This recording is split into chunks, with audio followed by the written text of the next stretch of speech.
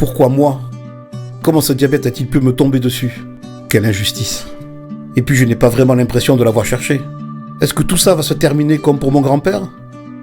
Amputé d'une jambe pour finalement en mourir? Et qu'est-ce que c'est que cette société où l'on vous déclare malade pour quelques excès de sucre? Et pour des soirées entre amis? On ne va quand même pas se priver de tout, sous prétexte qu'on risque de se retrouver diabétique.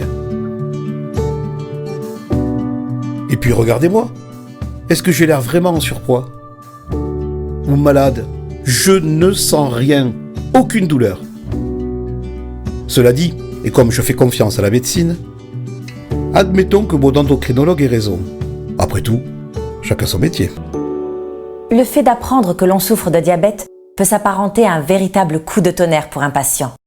Et pour certains d'entre eux, comme pour notre personnage, l'acceptation de la maladie, de ses risques et de ses contraintes est loin d'être évident.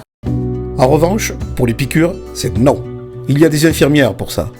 C'est comme pour l'alimentation. Je laisse ma femme gérer parce que franchement, je n'y comprends rien à ce que je peux ou pas manger.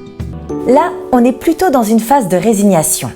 Notre personnage a en effet l'air de considérer son destin comme inexorable, ce qui le rend en fait passif et docile. Mais on peut aussi, dans d'autres cas, assister à des formes diverses de non-acceptation et qui sont difficiles à vivre pour les patients comme pour leurs proches.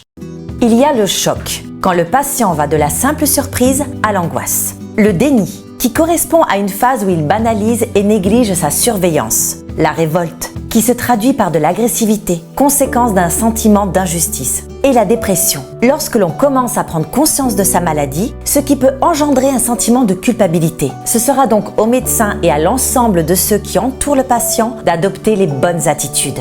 Max, c'est l'heure de passer à table, je t'attends.